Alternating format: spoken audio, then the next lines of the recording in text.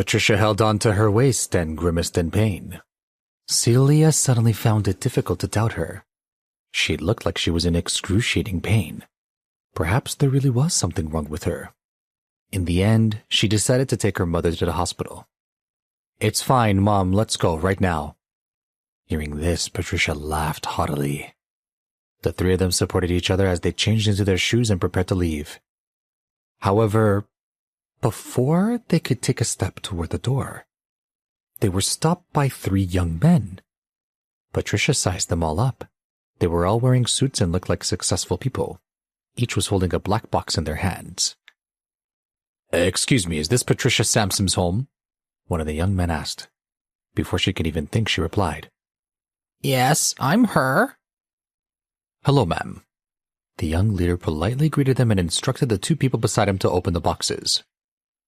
For a moment, Patricia was stupefied by the sight of riches. The first box was filled with gold and silver.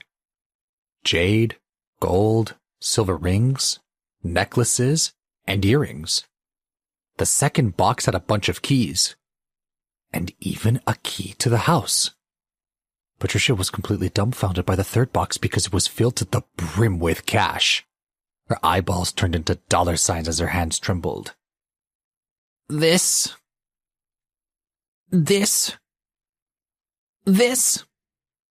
She couldn't even think fast to speak. You? What are you all doing?" The young man said calmly, "Ma'am, we were entrusted by Miss Peterson to deliver these items to you." Hearing those words, Patricia's entire body spasmed, and she nearly fainted on the spot. It took a long time for her to calm down with the help of Jean and Celia. "These things are all for me?" "That's right," the young man said. "Miss Peterson said that she was giving these as a greeting gift." Hearing this, Patricia did not hold back. She grabbed the boxes filled with cash and called out to the three young men. Come. All of you, come in. I'll make some tea for you." There was no sign of her supposed injury at all. The young man politely refused. "No need. We're just here to deliver." Patricia liked people like him. They gave money and didn't ask anything in return. She smiled at the three of them and said, "Let me ask, who is this Miss Peterson? Do I know her?" "Oh." The young man seemed surprised and said to her, "Miss Peterson told me to tell you that she's a friend of Mr. Chase Rothman." "Chase?" Patricia was surprised, and so was Jean. This was because of him? Only Celia then recognized the name Peterson. Sasha's sudden request and her minions bearing gifts was undoubtedly a challenge. "Miss Peterson and Chase are friends?" Patricia asked, puzzled. However, the three men did not elaborate. "We're only here to deliver these goods, that's all, ma'am." After saying that, the three walked away. Even after they all walked away, Patricia's heart was still filled with suspicion. Since when did Chase make grand gestures like this? However, she had bigger things to think about. As soon as the men left, she closed the door and said to Jean, "Look, we're rich now." She threw herself at the three boxes, touching one piece of jewelry after another, counting the bills one by one, unable to let them go. As for Jean, he was overjoyed to see that there were a few antique books in the box. This Miss Peterson was really generous. The gifts in the boxes were worth at least $1 million. How could this be? Wow, amazing. It's amazing. Jean looked at the book in his hands and was filled with awe. Seeing her parents so happy, Celia felt like her pride was being stomped on. The happier her parents were, the more trapped she felt by Sasha. She was after Chase, and now she was bribing his in-laws. It was undoubtedly to prove that she had the resources to buy off anyone. But how could they accept the money? Won't accepting it be admitting defeat? Thinking about it very carefully, Celia said to Patricia, "Mom, we have to return these things." "What?" She thought she misheard. She looked at her daughter with wide eyes. Are you crazy?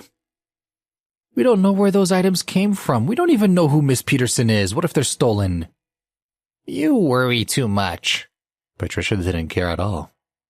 There's no way I'm sending it back. These young men said it's a gift to me, so it's mine to decide what to do with. I'm not sending anything back. Celia stomped her feet, pointing at the boxes, and shouted, Mom, do you know what it means to accept this gift? I don't care what it means. I'm rich. In Patricia's dictionary, there was no word for restraint. Dad! Celia burst into tears and turned for Jean for help. He was reading the book in his hand and wouldn't let go of it. Hearing that his daughter wanted to return it, he felt a pang of guilt. He put the books and diaries back as if he was cutting off his hand, and said slowly, Fine, I think what Celia's saying is reasonable. I don't know where these goods came from either, so I can't be confident in accepting them. Patricia couldn't take it anymore. She lay down on the floor and sat on the spot. Jean, you senseless thing. I've been married to you for 25 years. We've never had luck like this. We could finally retire and you want me to return it? Let me tell you, if you dare return this, I'll divorce you right here. Seeing Patricia like this gave Jean a headache. They were both about 50 years old. Wasn't it petty to talk about getting a divorce? Celia looked at her mother with a troubled expression. Tears rolled down her face. She was so angry that she wanted to leave. She went back to her bedroom and shut the door. Seeing this, Patricia got up from the ground with satisfaction. She closed the 3 boxes one by one and solemnly took them back to her room like a dragon hoarding treasure. In the bedroom, Patricia thumbed through Sasha's gift, feeling increasingly happy. As she continued to sort through it, she began to get the feeling that something definitely wasn't right. Chase was a very secretive person, and it was odd that his old friend had been so generous upon her arrival. It was a bit too much. Sasha was clearly connected to Chase, so what was the relationship between the two of them? Darling, she asked Jean, do you think that Chase is hiding something from us? How could he possibly have such a rich friend? Wait, that's not the end. You've just had a free taste. Now get the full story on the Pocket FM app, link in description. Check out our next video and playlist, and don't forget to like, share, and subscribe.